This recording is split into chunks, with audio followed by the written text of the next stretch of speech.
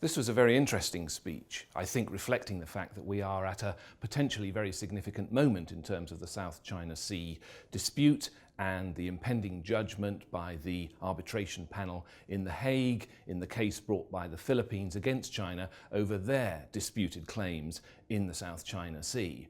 So in some ways you could argue that actually the language used by Dr. Carter was relatively measured, but underlying that language was a very strong message, a message reinforced actually by constant repetition, and a message clearly aimed chiefly at China.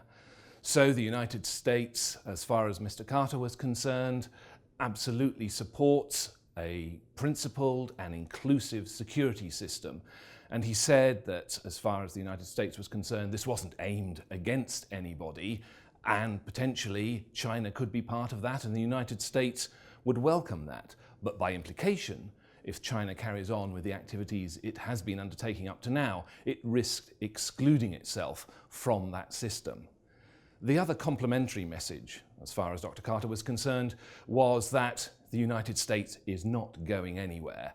For all those doubters who looked at the United States' commitments now against Russia potentially in Europe, against Islamic State, with continuing concerns about Iran, yes, those commitments are there, but that doesn't mean a diminution in terms of the United States' focus on the Asia-Pacific. Quite the contrary, in fact, that this is an enduring commitment and one that is being reinforced. The United States will remain here in a preeminent way for decades to come. And on top of that, although there's clearly a lot of activity going on in terms of defense development, the United States is investing as well. And for that reason, it will remain the preeminent security provider. Again, the phrase, for decades to come. And nobody else was going to be able to challenge the United States' capabilities as far as that was concerned.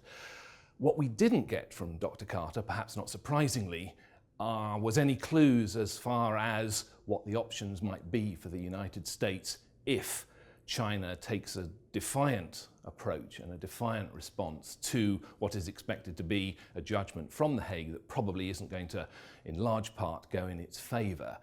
Dr. Carter was asked the question, what if China were, for example, to carry out land reclamation activities in the Scarborough Shoal?